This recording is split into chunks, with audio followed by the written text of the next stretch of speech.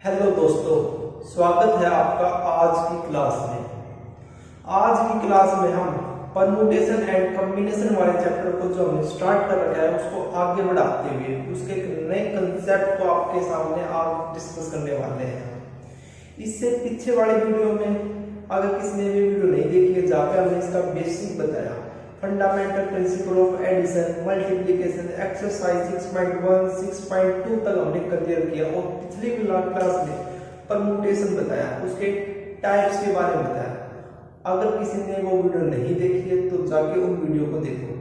Math में आपको step by step ही आगे बढ़ना चाहिए ताकि कोई कंसेप्ट मिस ना हो, और अगर आपका कोई कंसेप्ट मिस नहीं होगा तो क्वेश्चन में भी कोई डाउट नहीं रहेगा। ठीक है, तो आज की क्लास में हम क्या डिस्कस करने वाले हैं वो देखो पिछली क्लास में मैंने आपको बताया था परम्यूटेशन आपका दो प्रकार का होता है ऑब्जेक्ट के बेसिस के ऊपर, कि व्हेन ऑब्जेक्ट्स आर डिस्टिंक्ट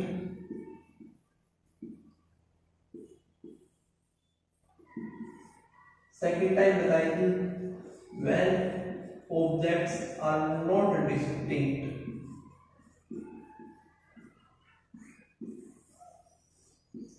पिछली क्लास में इसके जो पार्ट्स हैं, पिछली क्लास में जो आपका फर्स्ट पार्ट है ये हमने डिस्कस कर लिया था कि इसके परम्यूटेशन कैसे फाइंड करते हैं, और हमने इसके दो फॉर्मूले निकाले, एक तो n का फैक्टोरियल और एक NPR। मतलब जब आपके ऑब्जेक्ट्स सभी एक साथ लेने हो एट ए टाइम के ऊपर, और एट ए टाइम, तो आपका आंसर निकला था n का फैक्टोरियल। और जब 8 ऑब्जेक्ट्स आपको सिलेक्ट करने मतलब अरेंज करने होते हैं n ऑब्जेक्ट्स में से, तो उनको हम दिया था। ठीक है, आज की क्लास में हम देखेंगे जब आपके ऑब्जेक्ट्स डिस्टिंक्ट नहीं है मतलब जैसे आपका एग्जांपल आपको एप्पल है, बनाना है, इन वर्ड्स को आप इनको कैसे अरेंज करेंगे लेटर्स को। ठीक है, ये हम आज की क्लास में देखने वाले हैं। ठीक है, तो देखो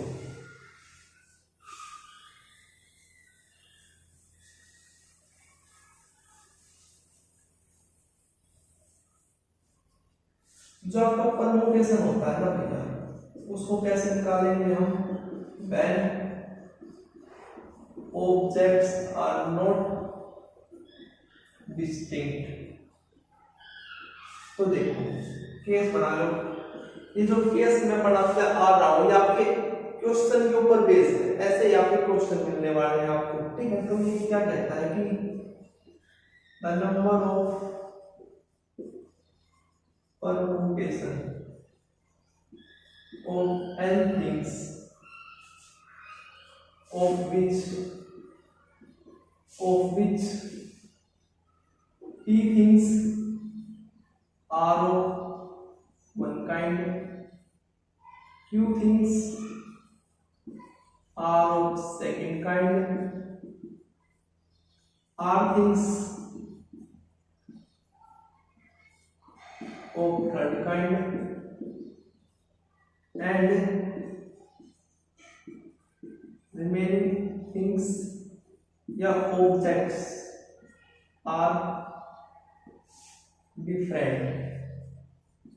then जो आपका परम्यूटेशन होगा वो आपका n का फैक्टोरियल अपॉन p का फैक्टोरियल क्या होगा, फैक्टोरियल इनटू r के फैक्टोरियल के इक्वल होगा, जो आपका आंसर आएगा। ठीक है, मतलब अगर आपका number of permutation the number of permutation of n things of which p things are of one kind, मतलब जो p things है वो आपकी एक प्रकार की है, q things आपकी, जैसे एग्जांपल की सहायता से अब आपको और अच्छे तरीके से बता पाऊंगा, लेकिन आप पहले एक बार ये एग्जांपल दीजिए, फॉर्मूला याद करो।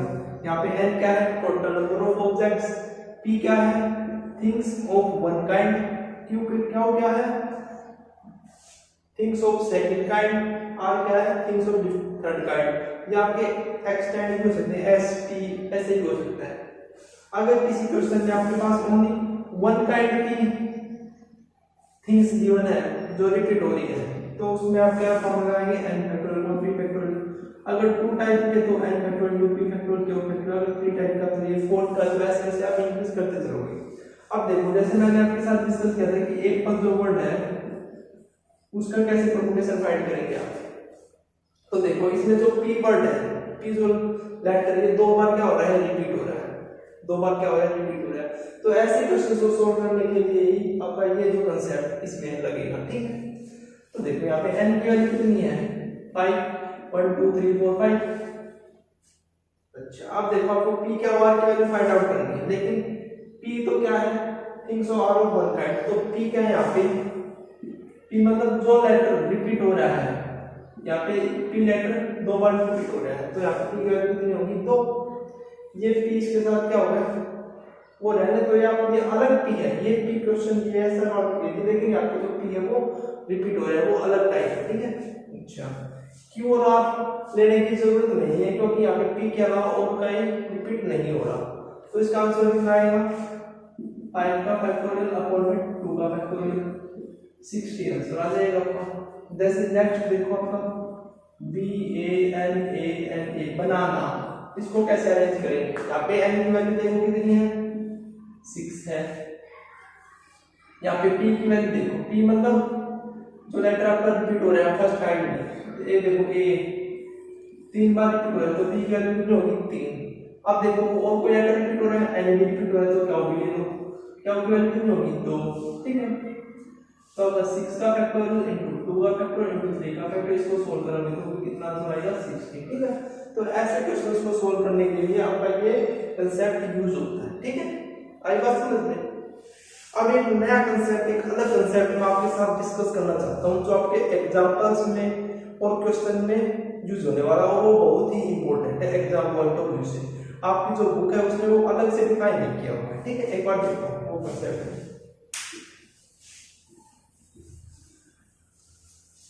आपका परम्यूटेशन। परम्यूटेशन फाइंड करना है, number of permutation when object comes together, when object comes together। तो इसके लिए मतलब जब आपकी कोई ऑब्जेक्ट है जो आपके इकट्ठे एक साथ है, तो उसमें परम्यूटेशन कितना होगा, तो the number of permutation of N different things taken all at a time,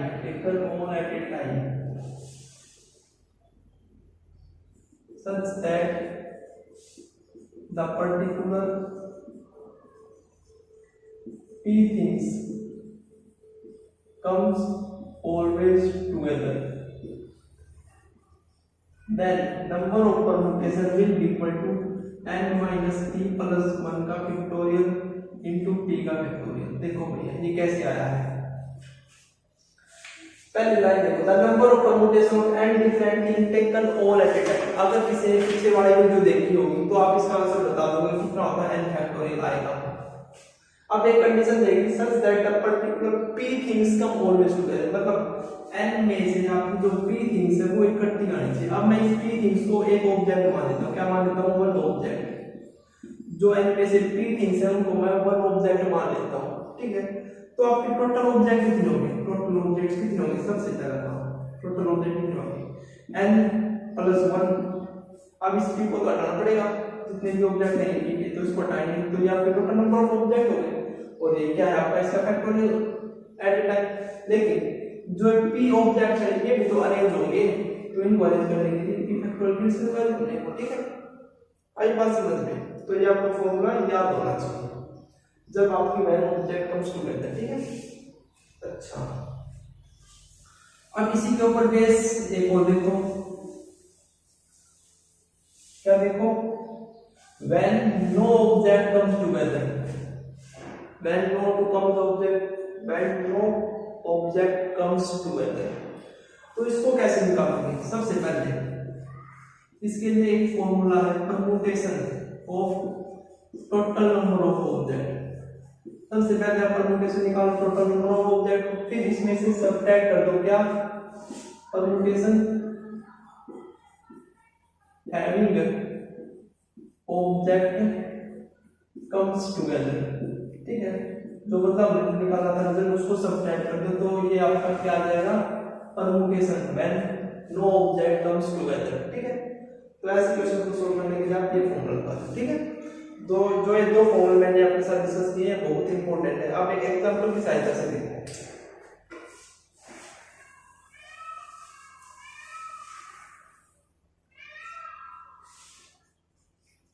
how many arrangement of the letter of the word equation equation can be formed. First, when vowels comes together, and second, when no vowels comes together. जो मैंने अभी concept discuss किया बिल्कुल उसी के ऊपर है ये क्वेश्चन। देखो, how many arrangement of the letter of the word equation can be formed when vowels comes together and vowels not vowels comes together। तो देखो, सबसे पहले इसका सॉल्यूशन देखो। अभी देखो, जो पहला जो उसका फॉर्मूला वो क्या था, n - p + 1 का फैक्टोरियल इनटू p का फैक्टोरियल। यहाँ पे n की वैल्यू कितनी है, देखो इक्वेशन में कितने वर्ड आते हैं, e क्या हो, u 4 4 8, और p क्या थी आपकी, जो थी इकट्ठी है। अब इकट्ठा क्या है यहाँ पे, वोवल्स कम्स टुगेदर। तो वोवल कौन कौन से आपके, वोवल्स कौन कौन से यहाँ पे, इसमें e है, u है, a है, i है, o है, ये पांचों वोवल है इसमें। तो इनको आप क्या मानोगे, एक ऑब्जेक्ट मानोगे, इनको क्या मानोगे, एक ऑब्जेक्ट। तो p की वैल्यू तो 5 है, लेकिन हमको मानना है इनको एक ऑब्जेक्ट है ना। आपको ये यहाँ पे डिस्कस करने की जरूरत नहीं, क्योंकि मैं वो डिस्कस फॉर्मूले में करके आपको यहाँ पे आप सिंपल वैल्यू पुट करो। तो 8 - 5 + 1 * 5 का फैक्टोरियल, तो कितना आ गया, 4 का फैक्टोरियल इनटू 5 का factorial, that will equal to 24 * 120, that will equal to 2880। ठीक है, तो ये आपका आंसर है। अब देखो, when no vowels come together, तो आपको क्या बताना है, इस इक्वेशन जो वर्ड है उसका परमुटेशन निकालो कंप्लीट है, और फिर इसमें से इसको सब्ट्रैक्ट कर दो उसमें से। ठीक है, तो देखो क्या करोगे, इसका परमुटेशन निकालो।